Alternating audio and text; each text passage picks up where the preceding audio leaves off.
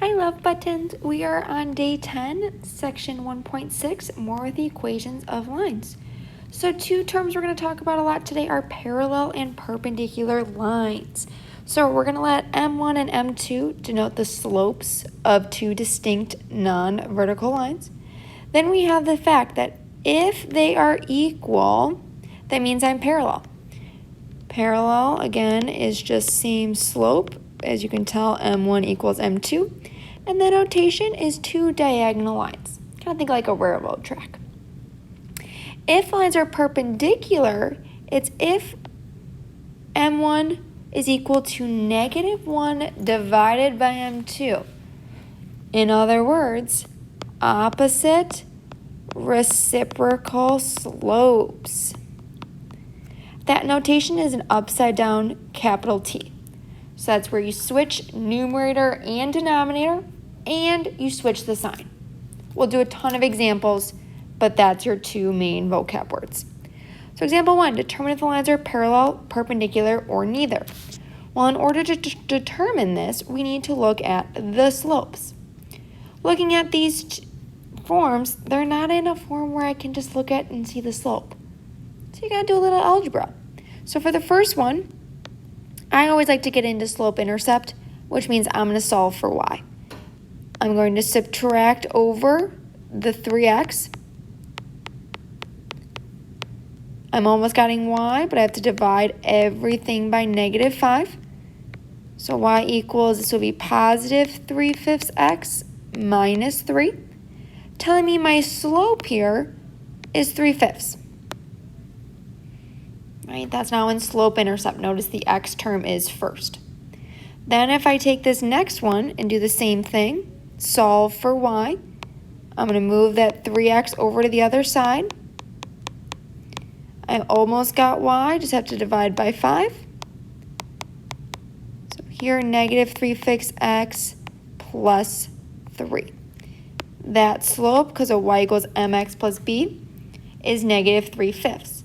So my question is, looking at the first slope and the second slope, are they the same? Well, no, one's negative. Are they opposite reciprocal? Well, they are opposite, but they do not flip numerator and denominator. So actually, this case here is a neither. We'll really be careful on that step here. It is not the reciprocal. Okay, you have to flip the top and the bottom. Looking at part B, we're close to getting the slope. So all we have to do is divide by 3. So y is going to equal -2/3 x plus 1. So slope for the first one is -2/3. For the second one here, we'll go right here, just divide everything by 2. You get 3/2x minus 1. Here the slope is 3/2. So we ask ourselves, are they parallel? Are they the same? Well, no, -2/3 and 3/2 are not the same. Are they opposite reciprocal? Notice one has a negative sign, the other one's positive. That satisfies the opposite. And then reciprocal means top and bottom switch. So in fact, that is true. These are perpendicular. Remember, our notation is upside down T. And there's our first example. Number 2, find the equation of the lines that are described. A is parallel to this equation and passes through this point. First thing I notice is it says parallel. That means I need the same slope as that equation. Well, just like example 1, it's not really in the form that I can read it. So let's do a little algebra. Let's get the slope by itself, which means solving for y. Dividing by 5. -4/5 x plus 4. Here is my slope, and I want parallel. So what I would like you to do is, in this equation, we find the slope. I'm going to also write parallel slope. Remember, notation is those two diagonals. M is slope. The parallel slope is going to be the same thing. Now I know I need this slope and this point. Well, luckily we've talked about point slope a ton. We could just plug into there. Y minus y1 equals that slope, parentheses, x minus x1. So it turns into a plus sign because you're subtracting the negative. Problem B now says perpendicular. Again, I'm going to find the slope and then plug it into point slope. So let's find the slope, which means solving for y. So I like to move everything over. There's many ways to do this. If you find moving just the y over, I'm okay with that. As long as we get the same thing, that it's x plus 2. The slope is right here, an imaginary 1. I want perpendicular. So my notation, upside down t, slope.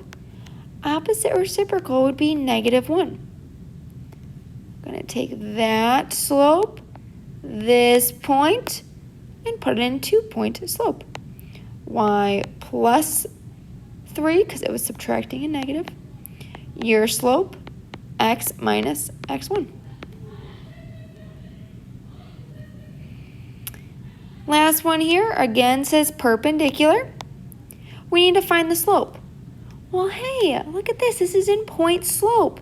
Already, there's my slope. No algebra needed. Perpendicular slope to 2 is now going to be negative, and flip the top and the bottom. Slope, point, put it in 2-point slope.